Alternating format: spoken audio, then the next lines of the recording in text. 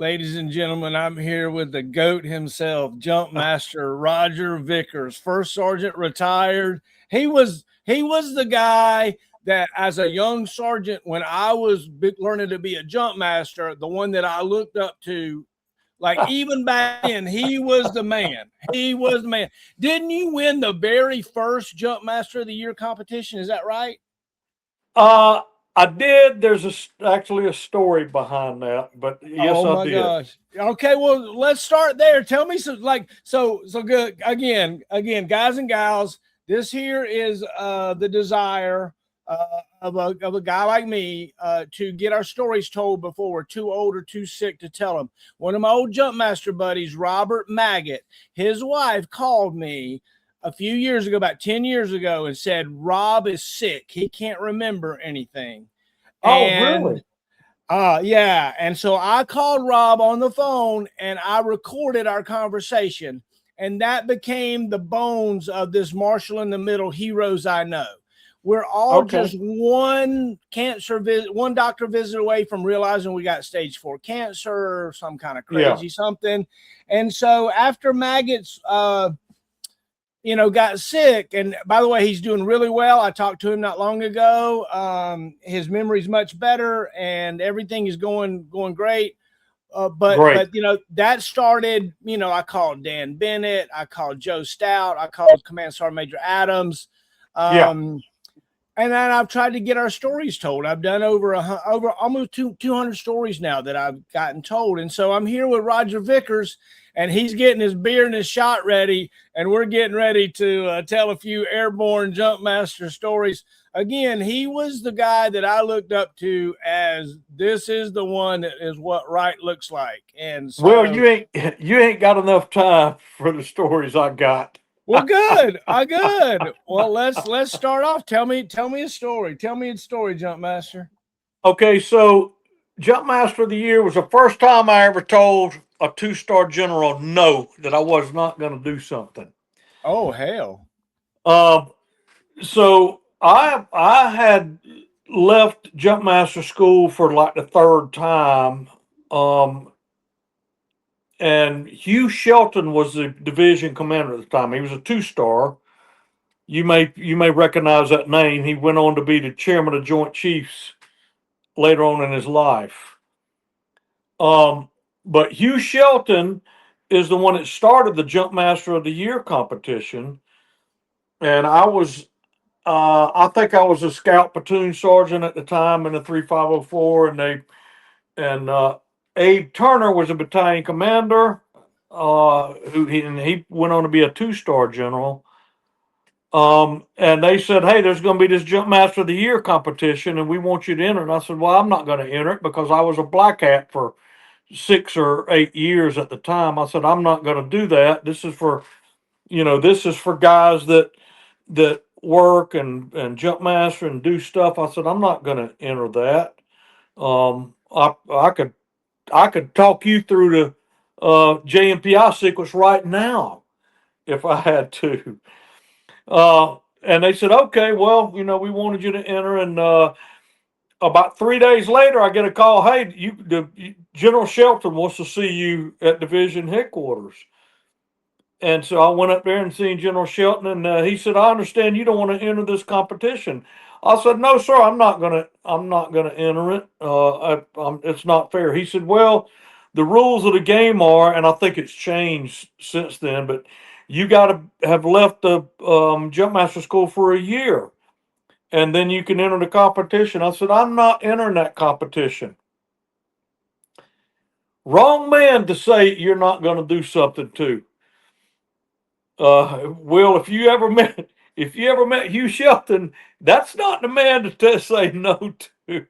I was his NCO of the year. He fired me. Uh, he lit a fire under my ass and said, "Look, Vickers, I've known you for 5 or 6 or 7 years." Because he was, I had known him for many, many years. He said, "I started this competition because of you. You are going to enter it and you're going to win it." And so that's you know the rest of the story. I did enter it and I did win it. Yeah, in May of '93, I got my hat, and that was when you were. I think you were just winning the competition. I think when I was a Yeah. turf is when the competition was first being run or something. Uh-huh. Yeah, And you were there. I think Joe Hafner was there. Um, Dan Bennett was there. I forget who all was there, but a lot of the guys that we were black hats with, that I knew, but I didn't feel it was fair because of the amount of knowledge that I had carried. But when a 2-star tells you you're going to do it, I guess you're just going to shut your damn mouth and go do it. And so I was the first jump master of the year. it's wild how tall Shelton was and how short Yeah, his little sergeant major was. yeah. Acosta. Acosta, Felix Acosta. Yeah, he chewed my ass a day or two. Yeah, yeah. Woo! He's got a piece of my ass in his teeth too. So tell me about young Roger Vickers. This is, by the way, this is not only for other jump masters and 82nd paratroopers and things, but the idea of this is to get our stories told before we're too old or too sick to tell them. So don't forget that maybe one of your grandsons or granddaughters is going to be watching this one day and go, "That's my grandpa right there." All the people in the 82nd Airborne Division think he's the best jump master in the world. I mean, that would be weird, right? For your grandson to go, what? I mean, everybody agrees that Roger Vickers is like the best jump master in the world, and I'm like, yep, we all agree that that's the man right there.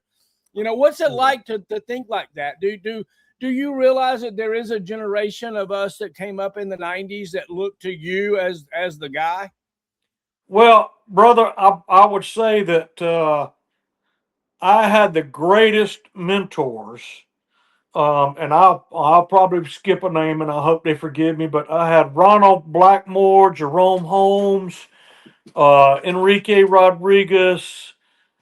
God, there were so many guys that worked at the school before me, and I'm kind of embarrassed because I can't remember the names now. I'm getting older. But I just was blessed to have great mentors.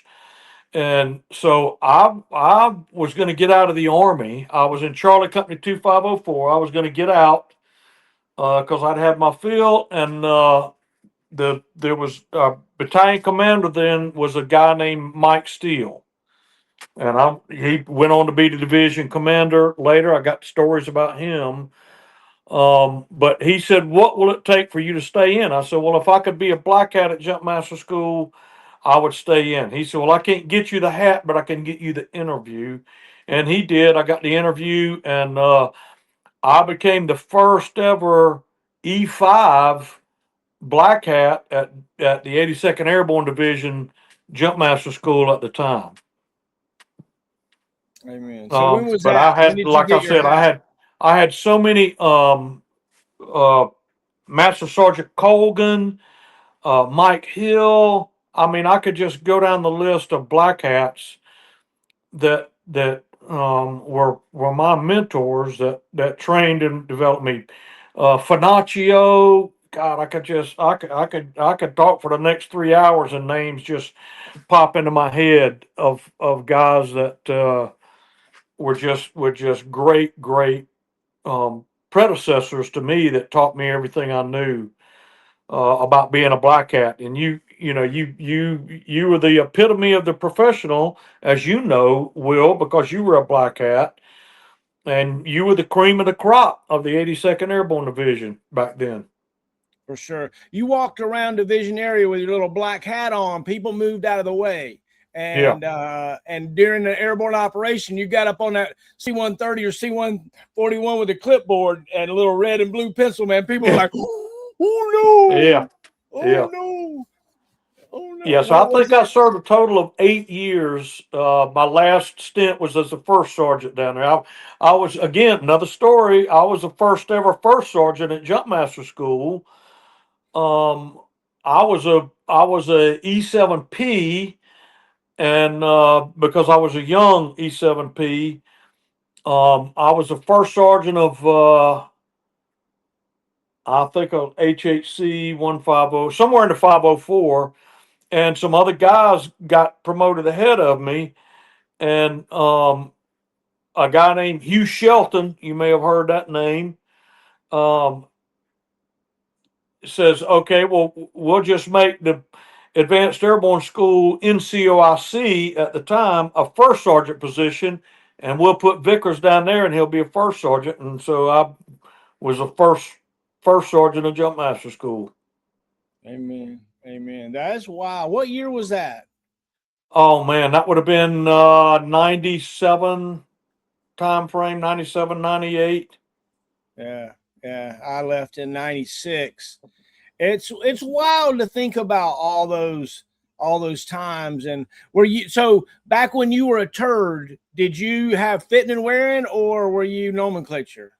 Oh, I was fitting and wearing. The That was goats on me. our team. The goats on our team. Hell yeah. Good afternoon, Jump Masters. During this period of instruction, we'll discuss the fitting and wearing of the T-10 main and reserve parachute and other items of combat equipment normally worn and jumped during the 82nd Airborne Division. First item of equipment we will concern ourselves with is the parachuter's helmet. And I could give you that whole class right now. Remember, we used to pound that helmet down. Yeah. Pow, man, we hit that thing. Yeah. And yeah, dude, it's crazy how Those were good days, man. Those were good days, right. Will. Did you have a turd class and turd training, and they shoot silly string and crazy shit at you back then? No, it was the opposite, and I tried to actually change that when I went back to be a first sergeant, but I got called away for another mission by Hugh Shelton again. But when I went to Jumpmaster School, you were I was shunned by everybody. Nobody would even talk to me. My job was to, at the time, Jumpmaster School was down at Green Ramp, and there was a little trailer, and here's your book, you study it, and I'd ask questions, and they'd just look at me and not say a word to me. Nobody would say a word to me. And finally, after about a week, one guy, Jerome Holmes, never forget him, Vietnam vet, uh, E6, just a wonderful, wonderful guy. They called him Spider-Man. Came out to the trailer and he said, give me your opening spiel. And I started with, and then he became my mentor. And he said, no, this is what you say. This is what you do. This is how you slap the helmet. This is the things. And so he was the only one that would talk to me until the day I got my black hat. The day I put my black hat on, the rest of them hugged me and welcomed me like I was a brother they hadn't seen in 15 years. And so that's how it worked back then. You were shunned until you put the black hat on. Once I put the black hat on, they all welcomed me with open arms. There was no harassment. There was no, it was nothing. It was totally professional. And so that's how it was back then. I don't know. And God knows what they're doing nowadays. Well, it's come full circle. It's a totally different place now, and it's a different culture. But I was at the start of the tower guys came from, down at where the tower was, and those guys were crazy, man. They were out to lunch. They were throwing smoke bombs and all kinds of crazy stuff in the classroom over there. And that kind of culture came over, and then Hafner and Hankins and all of us went a little crazy. We went a little crazy with turd training, maybe, but hey, Yeah. It's tell me about becoming an expert at something, right? We are young. We're looking back on it. We were kids, but yet we were world-class experts at jumping out of airplanes and training people how to do that. Did you, looking back on it, did that give you skills that you wouldn't have had otherwise? In fact, it did. There wouldn't be an 82nd Airborne today if it wasn't for me. Not to tap myself on the back, but I don't talk about this a lot. It's a, very kind of personal and private story. In 1997 or 98, the C-17, we started jumping the C-17. Cheers. Cheers. Because this is a long story here. Let's hear it. Colonel Joe Jacoby from the 1504 had a complete malfunction. He wrapped up in his parachute, activated his reserve, but they found out it was the wingtip vortices coming off the C-17 that caused his parachute to collapse. And so they stopped jumping the C-17. At the time, we still had the C-141. It was being phased out rapidly because of, the Gulf War ruined that fleet going back and forth. And, obviously we had the C-130s. But I was the first sergeant at Jumpmaster School, and I got a call from General Steele, Mike Steele, who was a lieutenant colonel when I went to Jumpmaster School. He was my brigade commander. He was my brigade XO. I'd known Steele for God knows how many years, but Mike Steele called me to his office, and he was there, and the Corps commander, Hugh Shelton, was there. Now Hugh Shelton's a 3-star. And they said, hey, look, we got a problem with this C-17, and we don't know what to do. If we can't figure it out, the Airborne is out of business because the C-141 is going away, and there's not enough C-130s in the inventory to sustain our mission. So guess what? You're leaving Jumpmaster School. We have created a position for you at Edwards Air Force Base in California, and you're going to go out there and find a way for us to jump from the C-17.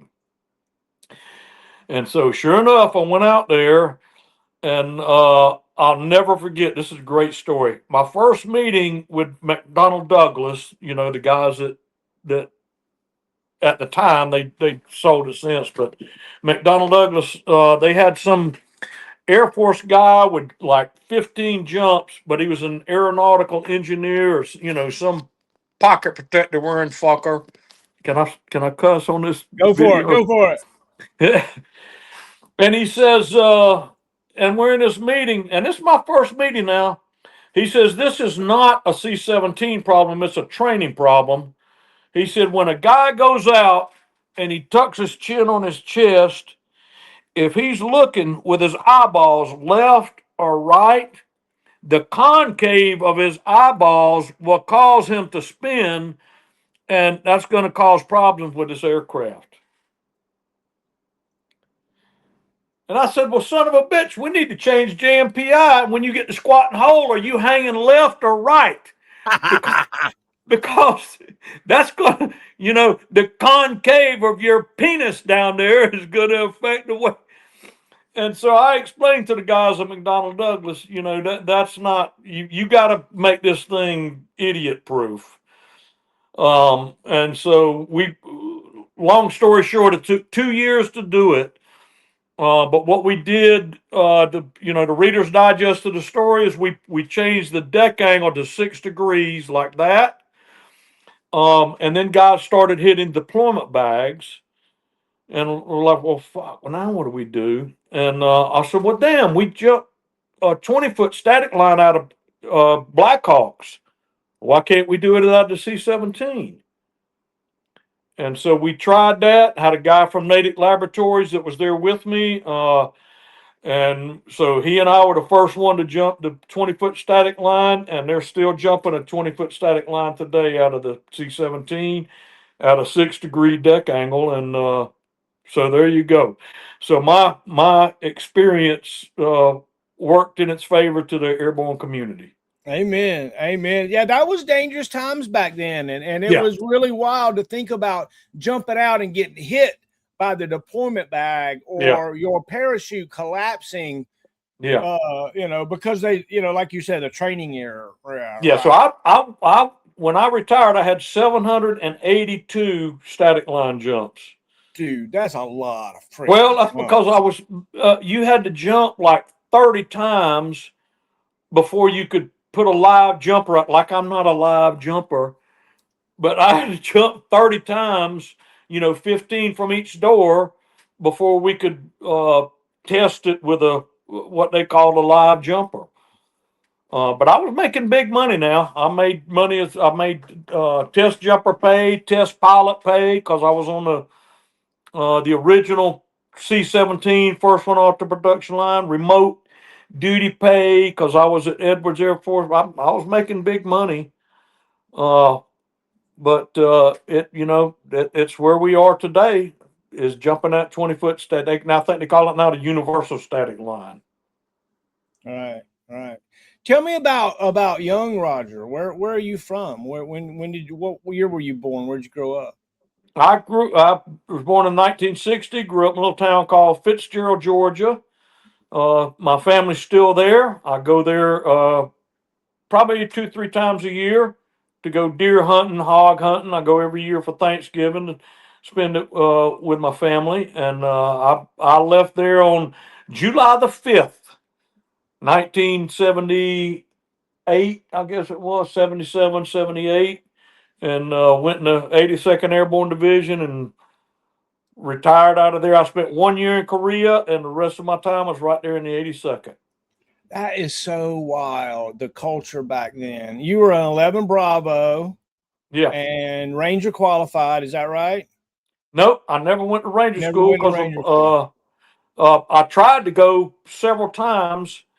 But back in my era, you had to do, your hands had to be flat on the ground, and I had my right hand was, I had surgery on my right hand. I couldn't put my hand flat on the ground, so I could never pass the PT test to go to Ranger school.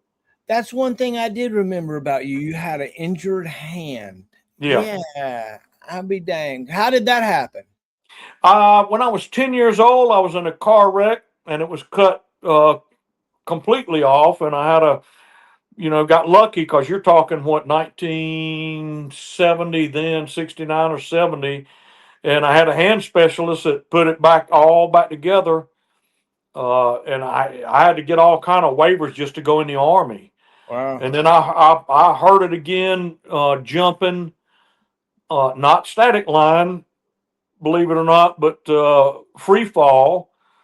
I stalled my parachute out about 30 feet above the ground, heard it, and then I heard it in Iraq, and I've had 8 surgeries on it through the years. Dang. But I'm doing good. So, were you a rambunctious kid? Were you a shy kid? Were you good at school? Did you chase the girls around at playtime and kiss them all? Tell me some young stories. I don't know. I went in the service so young. I ain't got a lot of young stories. That's great. So you were an outdoor kid? You hunt and fish and all that kind of good stuff? Oh yeah. I was a big hunter. Shot a 10-point buck when I was 13 years old. I got. You never know about the Midnight Parachute Club? Tell me about that. Well, this is when I was first in. I'd been in the Army about 2 years. You talking about rambunctious and wild. But, we used to do fun jumps. They call them fun jumps on Saturdays. You could go out to the drop zone and jump just for proficiency. And I got out to the drop zone, and they had a GP medium tent, where you go and get manifest, and you go through the tent, and then behind the tent, you pick up your parachute, and then you go get on I think at the time we were jumping CH-47 helicopters. And so I got to the drop zone, and I'm like, damn, that line for the manifest is mighty long. I'll just slip behind the tent there and grab me a parachute. And I did. And when I got on the ground, I jumped, and they were Dash 1 steerable parachutes back then. It occurred to me that nobody knew I was out there. So I hope I can't get arrested for this now. So I took that parachute and threw it off into the woods, and came back a couple days later and picked it up. And we had tie a rope behind my 1979, this is 1979 now, brand new Ford Bronco, and go parasailing with that MC-1-1 Bravo parachute. No way. So we're doing it one night at St. Mary Glee's Drop Zone at 2 o'clock in the morning. And we're drinking Diet Coca-Cola as we were wont to do back then and now. Diet Coke. And the next thing you know, here comes a helicopter, blue lights from everywhere. And it was a game warden. He thought we was out there spotlighting for deer. But there was probably 8 or 10 of us in that Ford Bronco, and they took us back to range control at the time. Where'd you get the parachute? Oh, we found it. We found that on the side of the road, you know. And so Yeah. our company commander, Captain Martinez, William Martinez, he's still we're still in contact with him from Charlie Company 2504. Came and picked us all up at range control, pissed off as a son of a bitch. And so the next day we're in his office lined up to get an Article 15, and he's looking at us, he's like, son of a bitch. All my best NCOs in the company are standing in front of me. What am I supposed to do? So he got a fresh paint job in his office. The first sergeant got a fresh paint job in his office. The XO, if you remember, you had the XO, the first sergeant there. So we had to do a little bit of painting. But, you know, he let us off with a stern warning, and we all turned out pretty good in the end. Oh my gosh, that is so wild. That is so wild. Yeah. So I think the statute of limitations is over now. I think you'll be fine. I think you'll be fine. I hope so. I think you'll be fine. So But you could ask anybody from the '80s here about the Midnight Parachute Club, and they'll tell you everybody that we was famous boys back then because we were the cream of the crop. And all of us, and we all were in that Ford Bronco and all got in trouble at the same time. So that's what we did back then. isn't it amazing the talent that you were around, the people that you were next to, your left and right, how awesome they were? Did you notice that? I noticed that majority of the folks that I worked with, they were friggin' top notch, man, top notch. Well, I consider myself the most fortunate man in the United States of America. Do you realize who my brigade commanders and my commanders were? Hugh Shelton, Mike Steele, David Petraeus, Mike Flynn. Shall I continue? Those guys were all from the 504. And so I was just blessed by having great leaders. David Rodriguez, guys that went on and became 4-star generals, all from the 504. So I consider myself blessed to have been mentored under leadership like that. So what was it like becoming a soldier, going to basic training and going through all that? I kind of assume it was fairly easy, was it? Well, it was for me, because I think the biggest thing you had to learn back then, and hopefully still today, was discipline. And I grew up with the belt, so I had already known discipline. But you could tell those that had grown up with discipline and those that had not. It was pretty obvious. And so if you'd grown up with discipline, you knew when to speak and when to keep your mouth shut. And it was not really that, it was grueling. Don't get me wrong, it was grueling. Basic training and infantry training was grueling, but I had the discipline to know when to speak and when to keep my mouth shut. Tell me about getting selected and going down to Jumpmaster school and becoming a candidate for becoming a Jumpmaster, like going to the course. Do you find Jumpmaster school was hard?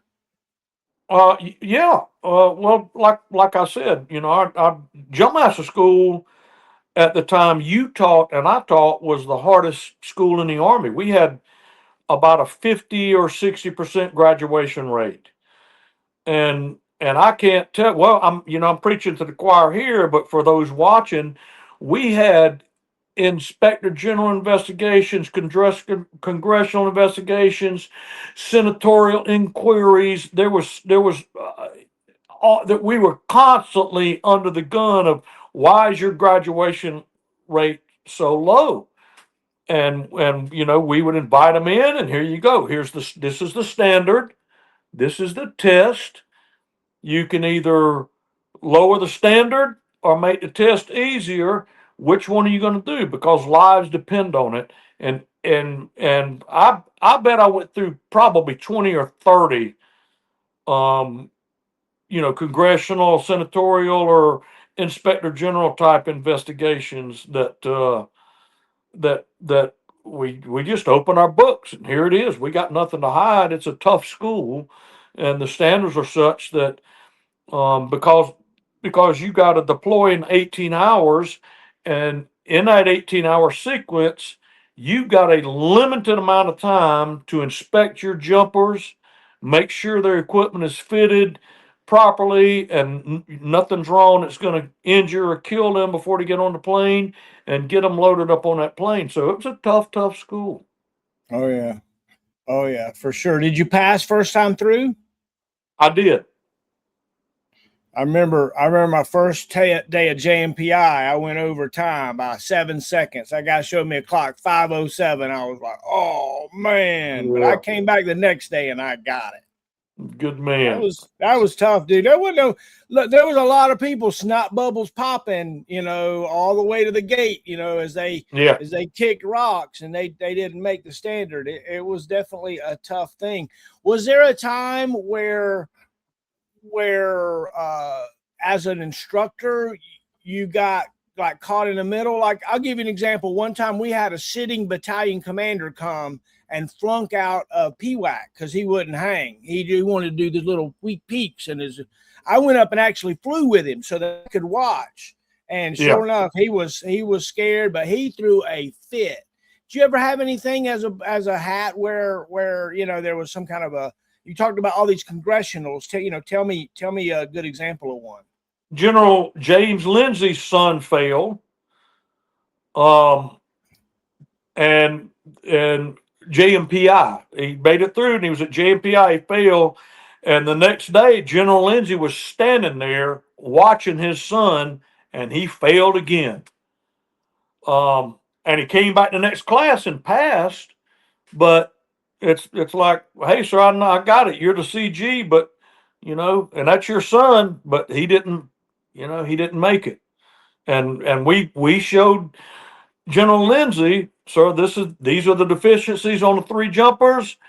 He can miss whatever it was back at the time, 2 or 3 minors, but no majors. And that the kid missed a major 2 days in a row.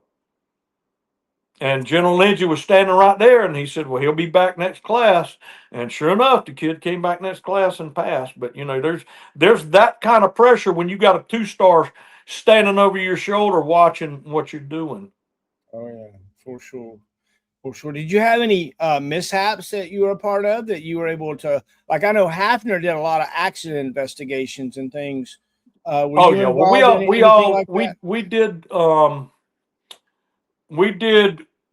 when I was still an E5, when Gallant Eagle happened in 1982, and 6 troopers died on that jump because of winds.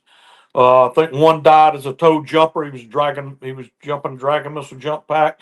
Damn, how can I remember all this? He was a tow jumper and died, and then another 5 died on the drop zone, just drugged to death. And that's when a lot of things changed. That's when we went to the maximum winds of 13 knots, taking wind readings from 2 different locations on the drop zone. Wind window, I think, was 8 or 10 minutes out that you couldn't exceed the 13 knots. So that one tragedy changed a lot of procedures in the airborne. But yeah, I was witness to a lot of tragic things. There was I was a black hat at the time. Mike Steele was the CG again, and some young female was a toe jumper and just got beat to death outside of that. C-141 was just uh, had dents all in it and blood everywhere. So yeah, not to get too gruesome, but that's a part of your job, is doing investigations and making sure those things don't happen again. Amen. Amen. It's really wild to think about the danger of what we did. And one of the things we found out was those light females, if they didn't tie down their M1950 weapons case, they get spun around and flipped. And it was a dangerous game we're doing. Yeah, it was. And we did a study, and I don't know if they ever changed it, height weight standard, but I think it was like 90 something percent of toe jumpers were exactly what you're talking about. Short, light folks that would spin a lot when they went out the door. Yep. Yep. Yep. It is wild looking. There's a Yeah. couple of videos even today that you were probably part of making, where there's a C-141 and lots of folks jumping out, and you can just see the people having these crazy exits, and it's Yeah, like, that how that in was the all world? that was all part of the C-17 testing. Yeah. Those videos that you see now, that was all C-17. There was so I think there were 6 or 8 cameras on board. There was a wing camera on each wing. There were 7 or 8 cameras on the drop zone. There were cameras everywhere because McDonnell Douglas wanted to prove that, the C-17 was no dangerous than the C-141.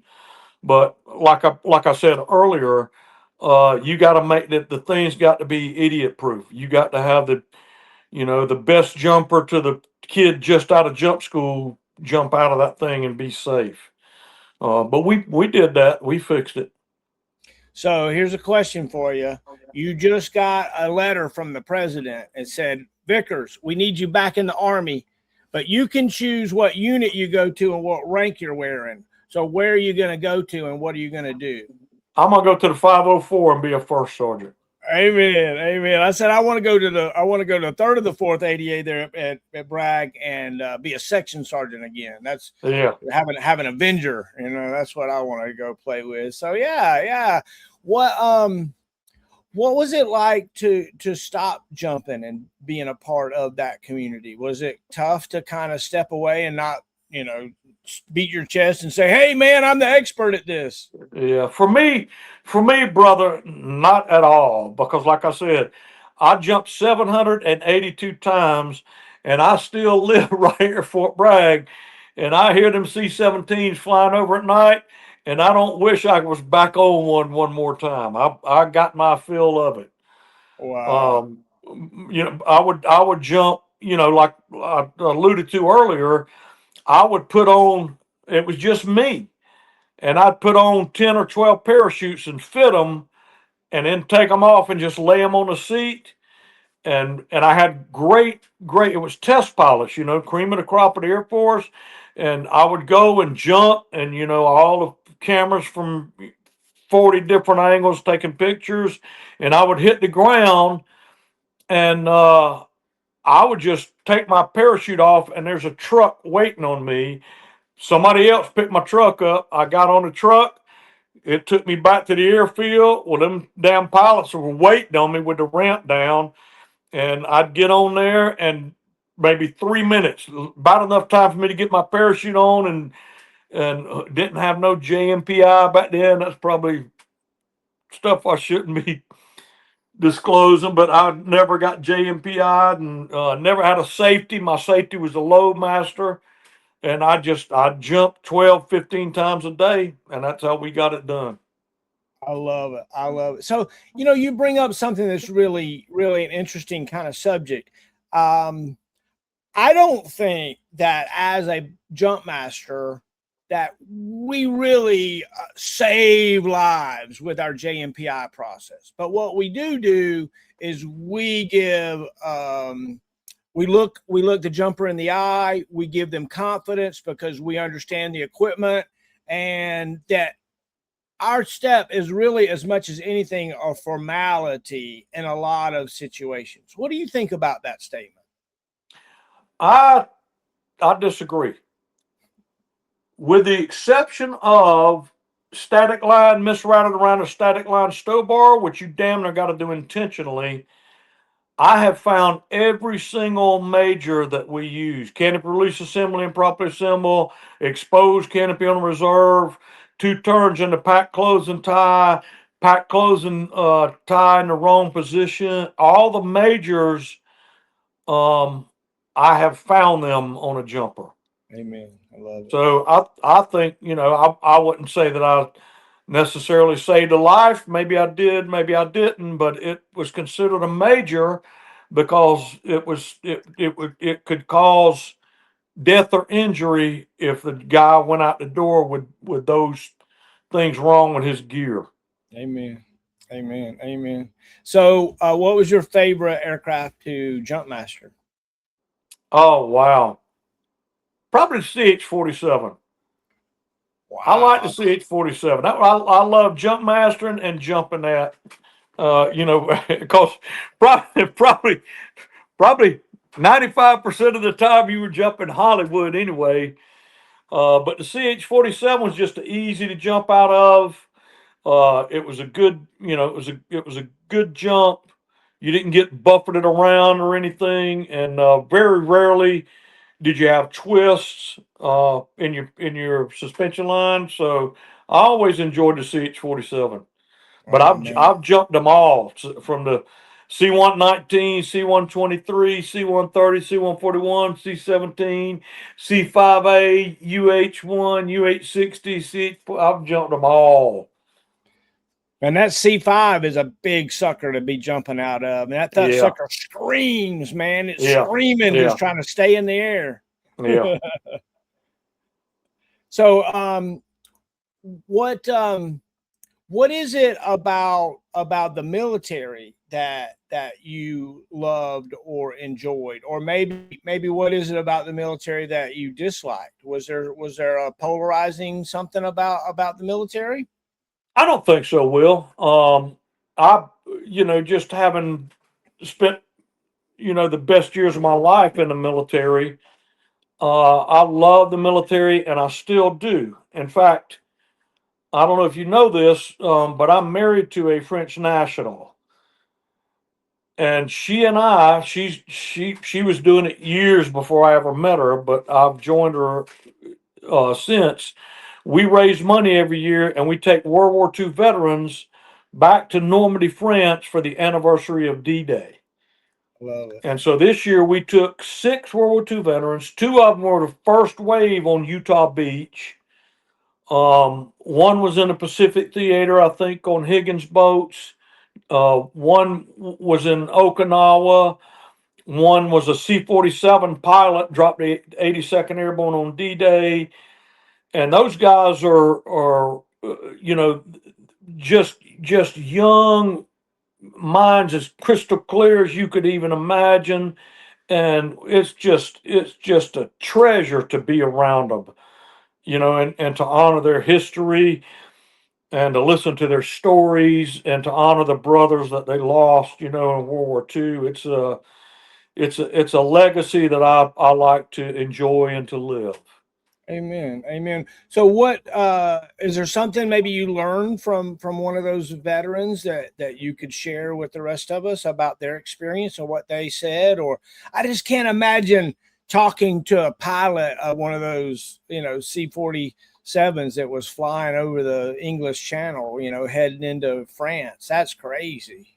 Yeah, they've all got their own stories. Warren Goss, first wave on Utah Beach, took us, and the bunkers are still there on the beaches of Normandy.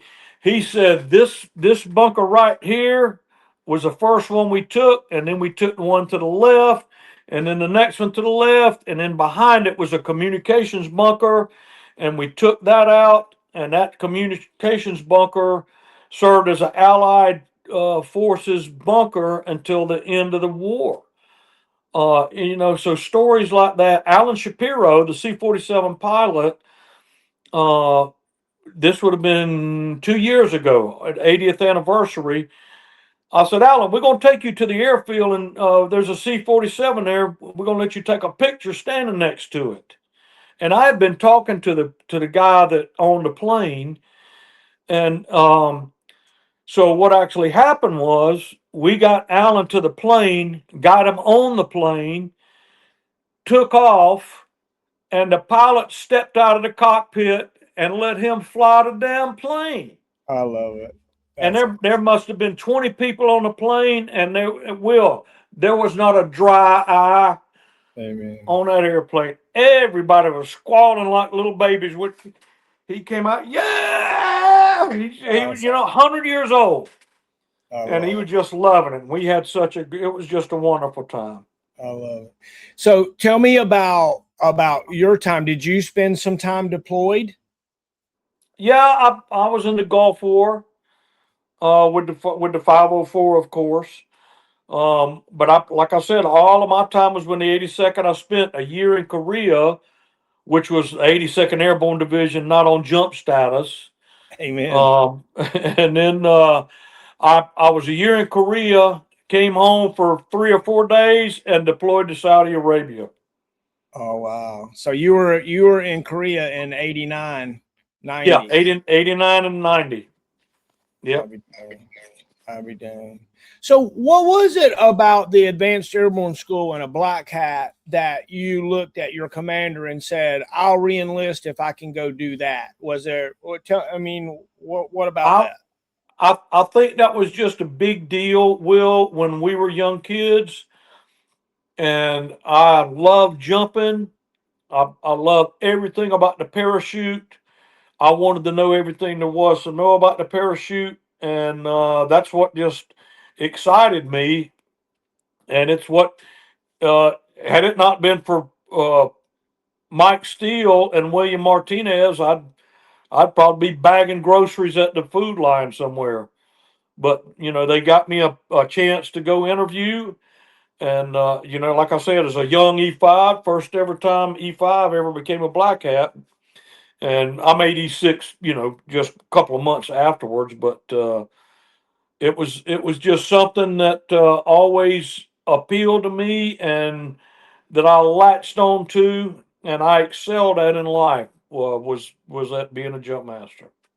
Amen. Amen. You definitely impressed me and all those that I was around. We definitely had a great affinity for you and the leadership that you provided for us all the time.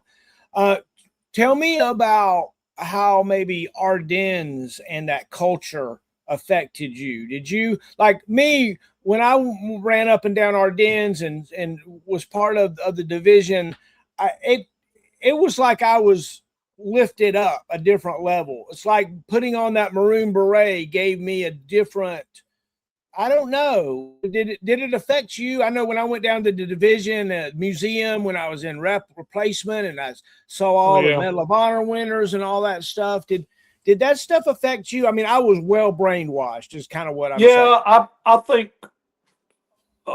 I think we were all brainwashed. And I'll tell you a story that I think it was Mike Steele. Again, I talk about him a lot. Great, great, great leader. This is the difference between a paratrooper in the 82nd and anyone else in the Army. You join the Army, you go to your squad leader, you check into your new unit, and your squad leader says, come with me. This is the supply room. This is where you get your toilet paper. This is where you change your sheets every week and get new blankets and that sort of stuff. Now follow me. This is the mess hall. This is where you go and eat. Oh my God, I can't say mess hall, can I? It's the dining facility now, but we call it the mess hall. Anyway, but your squad leader, this is where you go to get your weapon. This is where to go to get this. This is where to go to get your supply. This is what you pack in your rucksack. This is what you do. And your squad leader was there for everything. But for a paratrooper, you're a young kid, 17, 18 years old, you strap a parachute on your back and 300 pounds to your ass, and you go out the door and you hit the ground, and there ain't no squad leader. There is nobody to turn to ask, where do I go? What do I do? How do I get there? You got to figure that shit out on your own. And it breeds the type A personality that the 82nd Airborne Division has. You got you it and you know, you either figure that out or you wash out. You know, you either made it or you didn't last long in the 82nd. You know, bullets flying and flares going off, and you know, I'm supposed to go to the green chem light, but damn, everything looks green, you know, when it's 500 meters away from you. You just got to figure out where to go and what to do on your own, and it breeds that type A personality that the paratrooper has. I'll never forget following a medic Humvee across Holland drop zone one night in the middle of the night, thinking that was my turn-in point because it had the flashers flashing. I don't know what. I mean, I'm private marshal. I'm double timing, and I swear the Humvee's going away from me across the drop zone. I end up following that sucker all the way across the drop zone. Anyway, get to the end, I'm like, this. And Holland's a big drop zone too, brother. Dude, yeah. What? So okay, you got to go Jumpmaster a particular drop zone. What drop zone are you going to jump into? Sicily. Yeah, right. That's what everybody loves. Sicily. It's close to home. It doesn't have a bunch of obstacles. Hey, brother, I was in the Army in the 70s and 80s when we didn't have that was back when in the Jimmy Carter years. Right. You had to walk. You walked the green ramp. You got on the plane, and wherever you jumped, you walked back home. You walked every damn where, and you prayed you had Sicily and not Holland drop zone, or Nine Megan, or Brian Luzon, and you know what I'm talking about there for those watching. You're talking about the difference between 8 or 10 miles and 25 or 50 miles. Yeah, Luzon, you can forget it. There ain't nobody. Look, only the Delta Force guys themselves are going to be marching back from Luzon. That's a long frig away, but infantry guys probably did. But as brother, defenders, you never served under Mike Steele. I can't tell you how many times I jumped at Ryan Luzon and walked back with him. Oh my gosh, I can't imagine. Back then, Luzon was friggin' dangerous, dude. They had stumps and barbed wire and all kinds of crazy crap. Yeah, it was a little tiny drop zone too. Yeah, for sure. Did you notice a difference when we changed boots? Did you notice when we changed uniforms how the Army changed? Was that something you noticed? Not really, Will. When I joined the Army, you ran PT in boots and fatigues. Right. And then after, I guess I'd been in maybe 3 or 4 years, we went to tennis shoes and shorts and t-shirts. But I would say if anything, maybe the discipline changed a little bit. But my feet appreciated it. I can tell you that. Were you around when we went from the old hang to the new hang? I was just getting ready to retire when I think I was a sergeant major of Second Brigade. I was an ops sergeant major in Second Brigade when that came out. And I don't know. I guess you can, if you can see, you can see. But I can tell you from personal experience, I've been on a plane before over wrong drop zone with a green light on and wouldn't let anybody jump because I knew we were on the wrong drop zone. And when I, didn't let anybody jump, the pilot was pissed off. I'm like, hey, bruh, take a look at your map. And sure enough, they're like, oh, yeah, my bad. But, you got to be able to me, you got to be able to hang out there. As long as you can see where you're going and make the right decision, that's neither here nor there. Yeah, I guess what I was talking about is back in the late 80s, they changed where your feet went on the platform.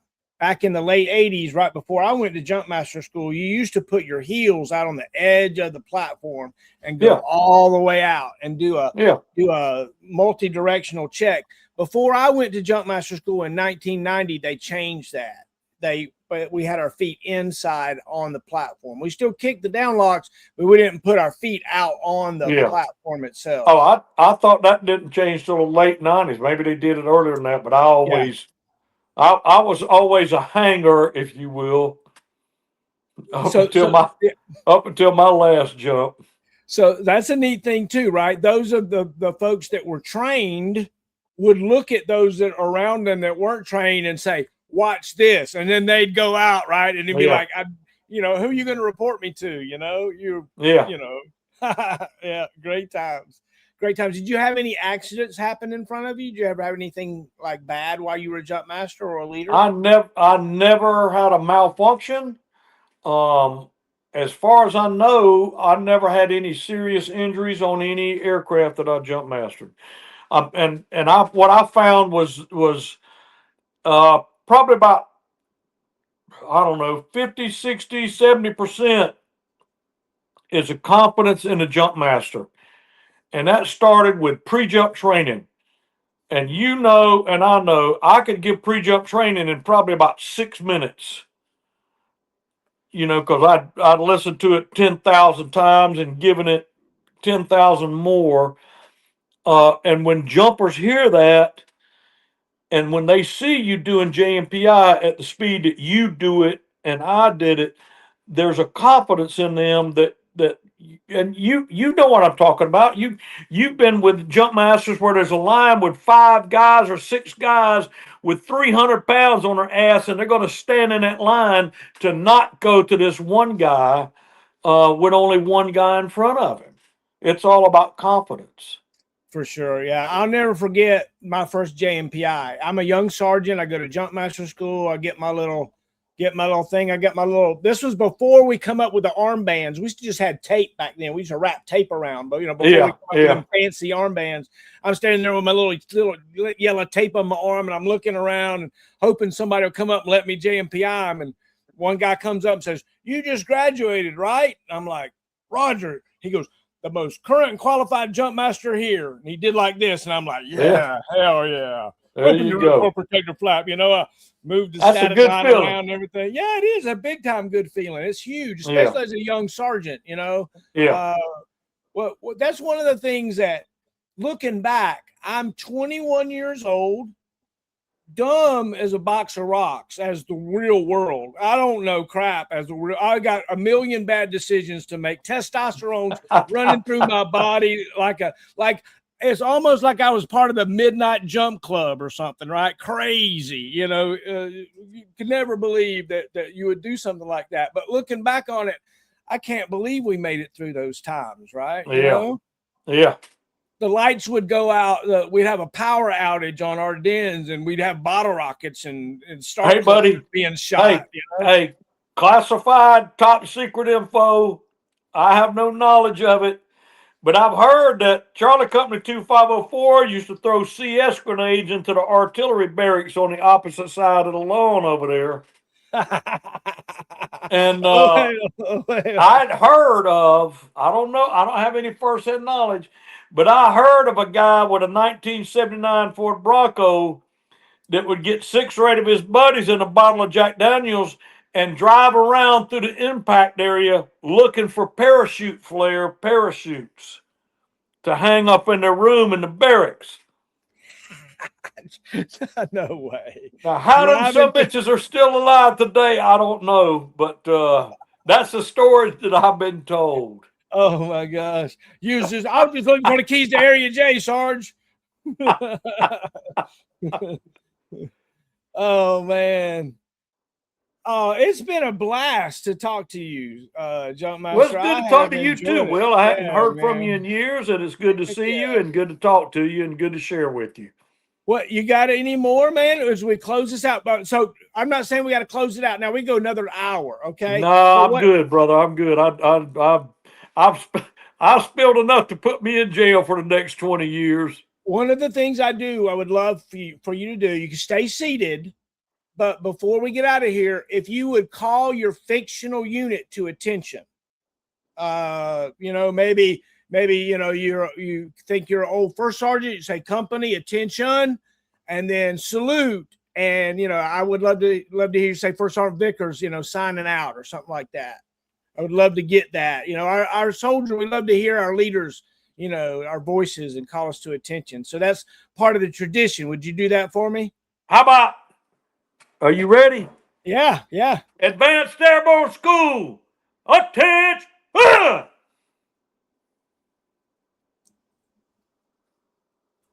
I love it. How's First that? Sergeant Vickers. First Sergeant Vickers, everybody, the GOAT, the guy that when I was a young sergeant looking up to the best of the best of the best, this was the guy.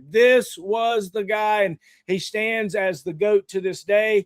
I can't wait. I'm going to put this out next Monday evening, and I'll put out some shorts between now and then. But First Sergeant Vickers, Jumpmaster, it's been a pleasure, man. I love you, buddy. Thanks for what you do. I love you too, Will. Great talking to you. Thanks for reaching out. And I'm looking forward to the day when you come here to Fort Bragg, and we'll have a fight over who buys the beer. I love it. Good afternoon, Jumpmaster. Right. Take care, man. Airborne, all the way. Marshall in the middle.